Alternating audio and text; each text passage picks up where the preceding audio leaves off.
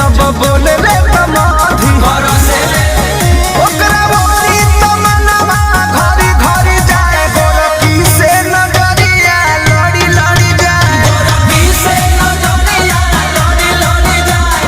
लड़ी लड़ी जाए लड़ी लड़ी जाए गोरकी से नजरिया लड़ी लड़ी जाए गोरकी से नजरिया लड़ी लड़ी जाए